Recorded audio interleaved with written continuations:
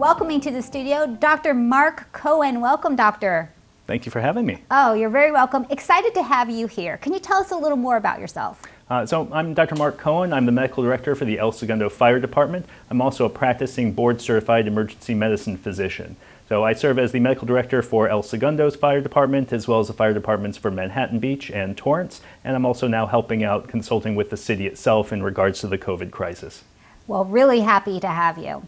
If we're feeling sick, what should we do if we're feeling sick, if we feel like we might have the virus?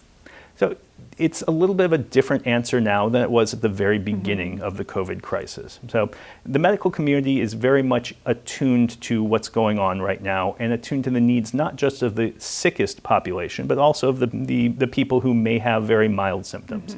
So if you do feel sick, and again, COVID has a range of symptomology, but the traditional things in terms of cough, shortness of breath, fever, when you start having those kinds of symptoms, there are still other viruses that are going around the community. But the biggest thing that we worry about in terms of the overall health of the patient and the health of the population is going to be COVID. So if you do feel sick, because the main treatment for COVID at this point is still supportive, essentially just treating the symptoms, treating hydration, treating the fever, at this point the recommendation is still to stay home if you're just having mild symptoms.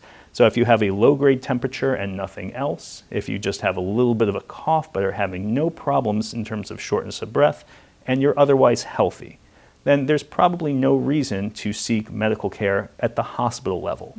So we do recommend the supportive care in terms of fluids, drinking plenty of fluids, taking Tylenol and Motrin to help bring your fevers down, make you feel a little bit better. But because we know that there is so much community spread at this point, if you do have either people in your household or you yourself have other comorbidities, medical conditions that put you at risk, whether it's advanced age, diabetes, heart disease, things like that, then it actually would be of benefit to contact initially your primary physician. Your primary physician, most of them are now up with telemedicine. They can see you through the computer or through your smart device. You don't necessarily have to go into the office, although many medical offices are now back open. But if you are actually feeling more symptomatic, if you're having shortness of breath, if you're feeling weak, can't keep food or fluids down, things like that, then by all means, come into the emergency room, come into the hospital. You're not necessarily going to get sick from going to the hospital. This has been a concern. This has been something that's been brought up, people being afraid to seek medical care because they don't want to catch COVID at a medical facility. So again, we have caught up in terms of our general concern about what causes COVID, who can transmit COVID. So when you come to the hospital, one of the first things that's done is if you don't already have a face covering, and all of us before we go to our doctor's office or the hospital should certainly put a face covering on. The patient coming in, the family members will have face coverings. All the medical staff is going to be in full PPE, protective equipment, to prevent any kind of viral transmission. Right, I think you mentioned even layers of protective equipment. So it is one of those things where we know how it's transmitted at this point. So we want to make sure that as we are treating patients, we as providers are protected, but also we aren't going to necessarily give our patients COVID if we've just come from one room to another as we switch out the PPE.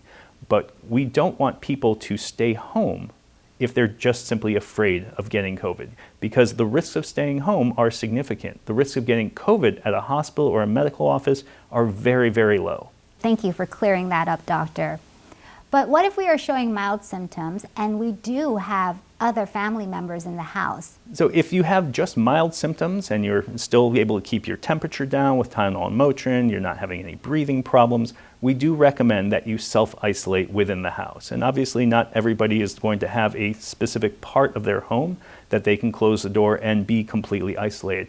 But yes, especially if you have other people in the home that you share that may have comorbidities. So if you can keep yourself isolated, basically behind a closed door where you're not having any direct contact with people, if you can keep yourself away from everybody else, meaning your family members, meaning even the outside world, if you're able to do that, that will limit any kind of spread, because the biggest concern is going to be not just keeping that one person safe, but also making sure that the disease, the COVID, is not spread out to other people within that household or within the community. What if you're in a studio apartment? It makes it significantly more difficult. So if you're in a studio apartment by yourself, that's one thing. But if you're in a studio and you have other people who live there with you, it's not as easy, obviously, to isolate yourself when there's no physical walls or barriers. So you can certainly put a mask on yourself, and you can certainly put a mask on everybody else who's sharing that space with you. In that case, because you're going to be in a closed environment, we recommend in general keeping things fairly clean. Hand hygiene is a big thing. Common space, keeping things sterile is another big thing. There's been studies that show that just washing your hands 5 times a day, nothing else, just making sure that people wash their hands 5 times a day, just decreases the amount of just germs in general, but also makes people more aware as far as personal hygiene. So there's a Navy boot camp study that was done that showed, I think it was about 45% decrease in respiratory illnesses just in the boot camp, and that was 10, 15 years ago. That was long before this. Right. Just by washing your hands. Just hand washing alone. Yeah. No Nice. other recommendations. So there other studies have been done now with the original SARS virus and the MERS, which are both coronaviruses, when they recommended people wash 10 times a day, and they showed an even higher decrease in the transmissibility.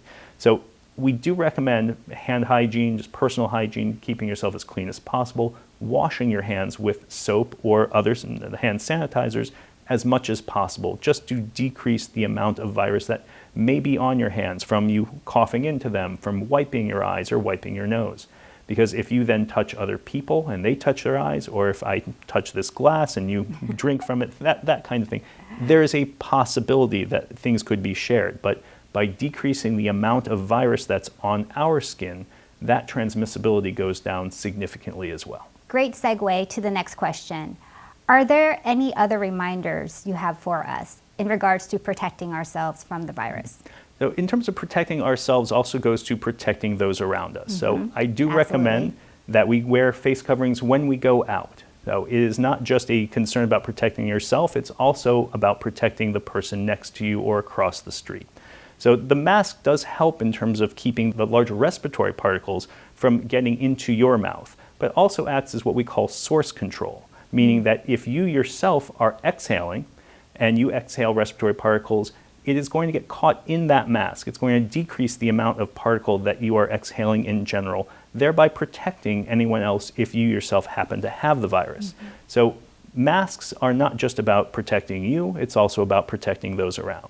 So anytime you're in a public space, even when you can social distance, if there's any chance that you're going to get closer than 6 feet from somebody, a mask is going to both protect you as well as that other person. And gloves. And gloves are one of those things, again, it depends on whether you know how to use them properly. So in the hospital, we are putting gloves on as we are in a room talking to a patient and throwing them out before we leave the room. We need to make sure that whatever we are touching with those gloves, we understand that there's now contamination on the outside. The glove is really just a very thin barrier between myself as a provider and that patient, just to try to decrease any kind of gross contamination. What I've seen, and I'm sure many of us have seen, are people who are out in the community, either at the grocery store or at Target or something like that, and they're wearing gloves throughout the entire time that they're in the store. So you're touching your car door handle, then you're touching the shopping cart, and now you're touching the cereal box that you're buying. Exactly. And by doing that, you are contaminating everything. It's the same as if you had no gloves, but it gives people a false sense of security. It provides a barrier for that one person, but everything that they've touched is now contaminated. And I could all but guarantee that if they've worn those gloves in their own car, if they've worn them with the shopping cart, if they've worn them as they've been going around touching objects in the grocery store, all of that is cross-contaminated, and as is their phone, as is their steering wheel. So the whole purpose of wearing gloves to theoretically protect them, if you're not aware of everything that you're touching, then you're kind of running a bigger risk. So universal masking is a fantastic idea, but universal gloves isn't so much. If you are going to wear gloves, I have no problem with people wearing gloves to protect themselves. It's just a matter of being conscious as to what those gloves have touched, changing them out after they've touched anything with gross contamination, and just being aware that you are going to be cross-contaminating things such as your car, your door handles, your phone, your pets, things like that. So I was going to say, is hand washing really the best solution when it comes to removing that virus off of your hands? So the hand washing alone with this particular virus is more than enough. So the good thing about, not that there's anything good about this particular virus, but the actual viral particle itself is not that hardy. So simple hand washing with regular soap is enough to disrupt the layer, the protective layer that covers the genetic material for this virus. So the 20-second hand wash with actual soap is enough to get things clean, both in terms of gross contamination if you have dirt, oil, that kind of particle on your hand, but also to sterilize the viral particles. So it will decrease that fairly well. But if you're out and about, hand sanitizer is another option that also helps to dry out the particles, the viral particles, and that helps to inactivate it. But you can certainly get alcohol solutions which are at least 60 to 70%. That is as effective as anything. And it's the kind of thing that you want to keep that in your car because you won't always have access to a bathroom with soap and things like that when you're out and about. Certainly at home, soap, water, that's going to be the best bet. Well, thank you so much, Doctor, for joining us today. Good advice, good tips. Absolutely happy to be here, happy to keep the community safe. Thanks again. And don't forget to check out elsegundo.org for all the latest and accurate information on COVID-19.